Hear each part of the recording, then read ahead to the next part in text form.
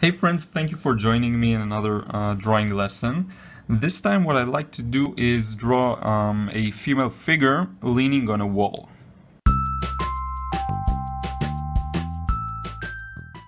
Okay, let's begin. I'll start this by really just throwing out there some really basic guidelines that I'll definitely need to clean up later.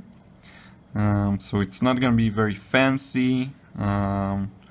Lines are going to be a bit rough and messy, and then we'll come back and clean everything up. So this represents the head, so just a simple circle, and I intentionally left the entire area open and not just zooming in on the parts, because right now we're going to build the gesture itself. So we'll begin with a straight line representing the spine of the figure. And as I go and move a little further down, there's going to be a little curve here.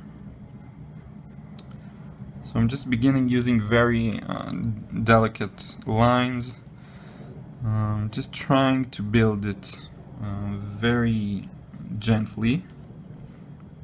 And then, as we go back down, we'll have this sort of curve back, like this. Now, I want to make sure I get the measurements correct, and so the head is right where the tipping point of the spine should be. So if we go like this, counting two heads down, so that's 1, 2, and it's about here. So this is about the center of this figure. I'm looking at a reference image that I'll share in a link below. And this is actually 2 heads down is where the waist is. Actually, it's the thinnest part of the waist, so I'm not sure if it'll be called the waist. So it's like this. This is the thinnest area of the waist, and then a little down below we'll have the thickest part about here. So I'm going to draw another line representing that area, and you'll notice how these 2 lines aren't perfectly horizontal, because there is a tilt in the direction of where the body moves, and what is going to further bring out that tilt is going to be the shoulder line, which is about here. And as I draw it, you'll see how it's more horizontal when compared to these 2 lines. Okay, so this is what you want to get here. These lines are always going to be perpendicular to the waist, to the spine, the line that represents the spine. And as the spine tilts, you want to draw these lines a bit at a tilt as well. Okay, so here is the shoulder line, as I said. And what I'm going to do now is build this sort of a stick figure. I'll do that by drawing this hint of where the shoulder is going to be here, and on this side as well. Now, we're going to lower a hand all the way here. Now, when I looked at the reference image, I've noticed that this part of the hand is actually closer up to this one. Perhaps I'll make these 2 lines a little higher up the spine. Just a quick fix here. So that's the first one. And the second one, I'm going to draw right below it.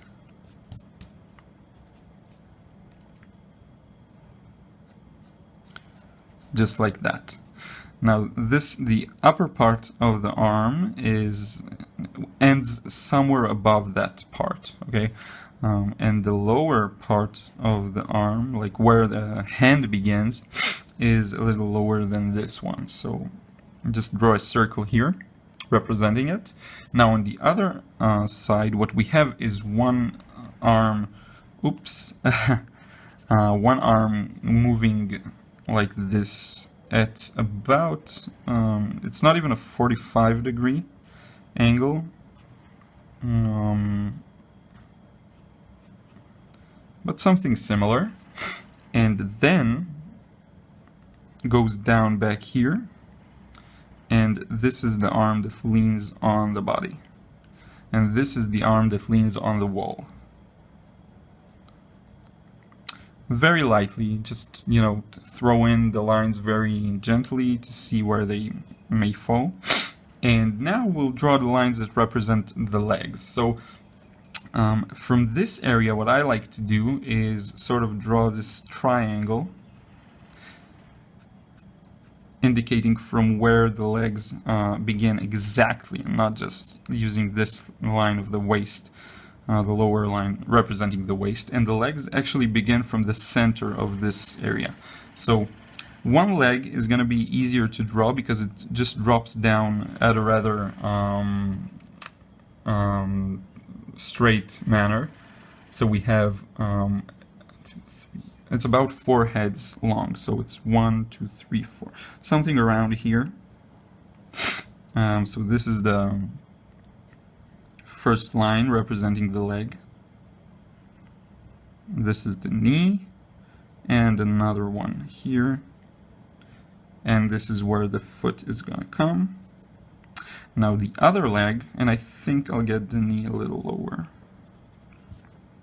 Now the other one is sort of moving towards that second knee, but because this leg is pointing more towards us, it's gonna end a little higher up than this one. And then we pull back, and now her leg is moving away from us, and so this one's gonna appear to be a little higher than this one. Okay, so it just looks as if it is. Now what I'm gonna do is, and I'll go through that in time lapse, is sort of further build the way this model looks like and make the middle step that'll help us translate this into a more three-dimensional drawing. So what I'm gonna do is add sort of the parts here. I forgot the name for that. Yeah, these I'm gonna use circles, and for the limbs themselves I'm gonna just draw cylinders. Okay, very simple. I'm gonna do that in time lapse, and I'll be back in a few seconds.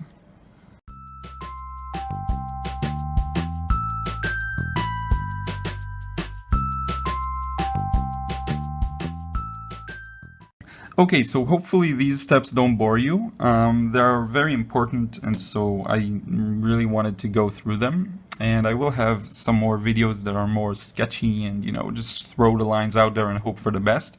But with this one, I really wanted to go over the process. So now we have this sort of a stick figure that's more of an advanced stick figure.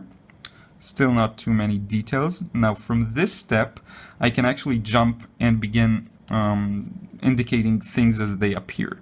So we'll begin with this entire torso area.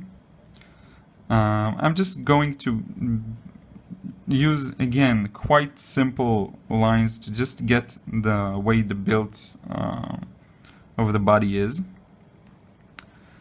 Now I think the waistline, I could have made it a little thicker, which is okay because I will correct it in this stage.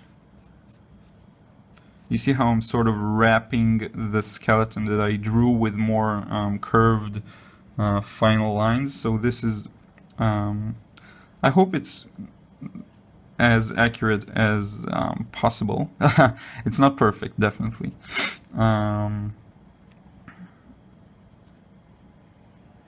Okay.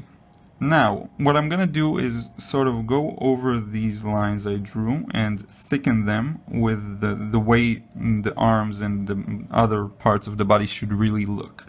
This step actually requires knowing some anatomy, and I'm no master of it just yet, but I'm getting there. What I notice about arms is that you generally want to have this sort of a circle here. and then bring it back, and then a smaller curve here all the way to this part. Now from here again we have a widening in this area and sort of curving back to the wrist.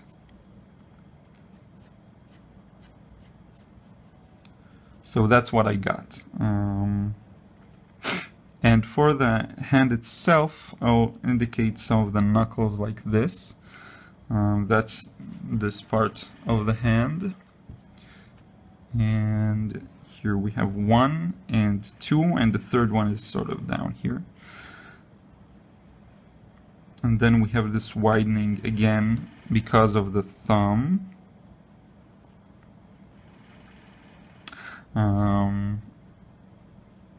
And then back to the fingers, the rest of the hand. You know, I was wondering what's like the most challenging thing for you to draw.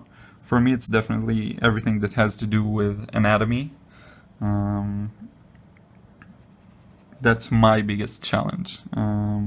So I'd like you to share in a comment below. What's your biggest, like the thing that is hardest for you to draw?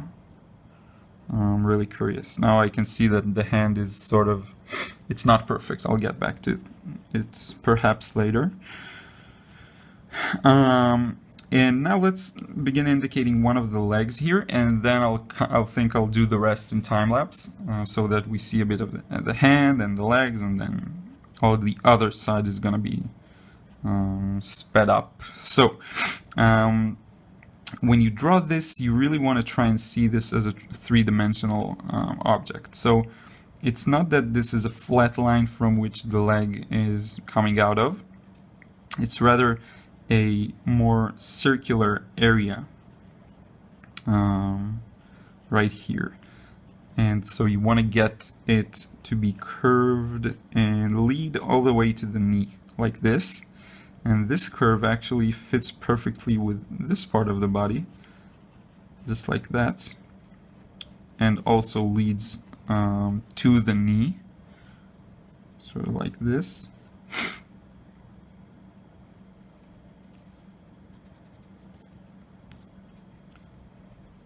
And this line is a bit rough. I think I'll fix it. Yeah, like that. And from here, the same thing that we saw here, this widening also happens. So it's kind of like begins with a wide curve and then goes back all the way down here.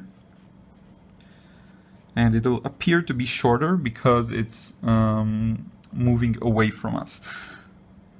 Now from the knee, and I deliberately draw the knee as more of an ellipse than or an elliptical shape rather than just a circle, because that's more similar to how it's really built. And then from this line you don't go directly downwards, you sort of pull a second one that goes down like this. So hopefully that part is clear. And you can indicate the knee using another line here. Now, this foot, something interesting happens with it, because it's moving again sort of away from us, and the ankle is behind it, so we aren't actually seeing it. We just indicate this bump here, and on the other side as well. And the leg is moving, the feet is sort of pointed downwards, and so that's all we are gonna see.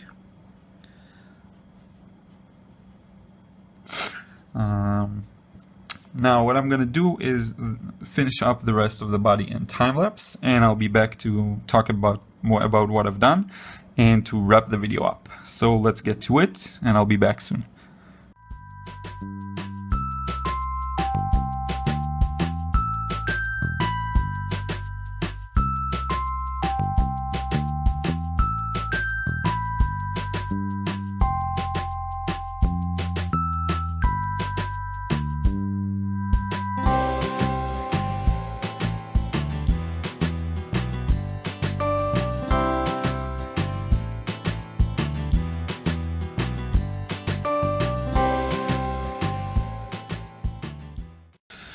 welcome back, friends. Thank you for watching the video.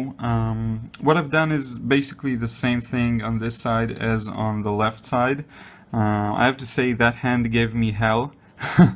I can really use some more practice in drawing hands, which I will. And that's it. I just tried envisioning the right parts, the parts that were before I added the last layer. I tried imagining them as three-dimensional while looking at a reference and understanding why they look the way they look from that specific angle. This can be quite a challenge, and it still sometimes challenges me immensely. I can really work on my hands and feet, that's for sure. Anyway, that is it for today. Thank you so much for watching. Just added the hair and some small other details.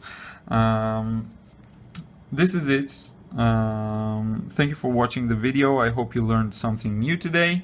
If you liked it, please subscribe to my channel and check out my website in the description box below the video. And I'll see you soon in the next video. And until then, take care.